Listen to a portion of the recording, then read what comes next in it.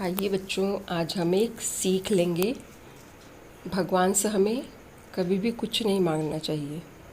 यदि हमें दूसरों के लिए कुछ मांगना पड़े तो हम मांग सकते हैं, किंतु हमारे अपने लिए हमें कभी भी भगवान से कुछ नहीं मांगना चाहिए, क्योंकि हम जो मांगते हैं उससे कहीं ज़्यादा अच्छा भगवान हमें अपने आप देते हैं। और अगर हम मांगते हैं अपने लिए तो भगवान देखिए हमें क्या क्या देते हैं। सर्वप्रथम यदि हम भगवान से शक्ति मांगते हैं तो भगवान हमें कठिनाइयों में डाल देते हैं ताकि हमारी हिम्मत बढ़े, हम शक्तिशाली बने और हम कठिनाइयों से लड़ सकें। यदि हम भगवान से बुद्धि मांगते हैं तो वह आपको उलझन प्रदान करते हैं ताकि आप उससे सुलझा सकें और बुद्धिमान होने का परिचय दे सकें। यदि आप भगवान से समृद्धि मांगते हैं तो वह आपको समझ प्रदान करते हैं ताकि आप श्रम करें और अपनी योग्यता बढ़ाएं और समृद्ध बनें।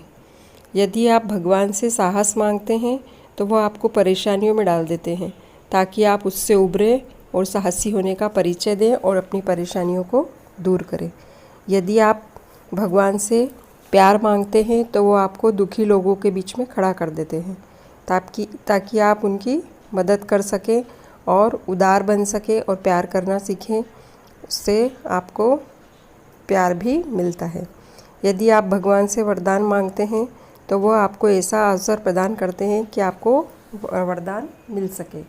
और यदि इसके लिए हमें क्या क्या ज़रूरत पड़ती है यह भगवान को पता है। क्या चाहिए क्या नहीं चाहिए ईश्वर पर छोड़ देना चाहिए। और इसका मतलब यह नहीं है कि हम ईश्वर पर छोड़ दें और कर्म न करें। कर्म करना आवश्यक है। यदि हम कर्म करते हैं तो भगवान हमारी मदद करते हैं और हमें हमेशा सदा सत्कर्म करना चाहिए और जो ईश्वर हमें दे उसे हमें आदर से ग्रहण करना चाहिए। ईश्वर वही देता है जो हम मांगते हैं और वह जो देते हैं जो हमें आवश्यकता होती है। भगवान अपने आप जो हमें देते हैं वो हमारे लिए आवश्यक होता है, लेकिन जब हम मांगते हैं तो भगवान वो भी देते हैं।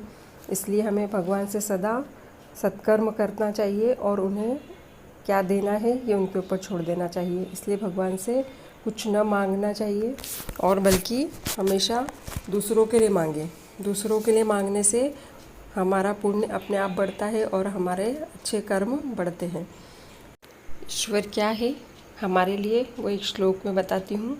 त्वमेव माता च पिता त्वमेव बंधुश्च सखा त्वमेव विद्या द्रविणम त्वमेव सर्वम मम देव देव। इसका अर्थ है आप ही माता हैं, आप ही पिता हैं, आप ही बंधु हैं और आप ही सखा हैं, मतलब मित्र हैं। आप ही विद्या है और आप ही धन है। हे देव, आप मेरे सर्वे सर्वा हैं, मेरे ऊपर कृपा बनाए रखें।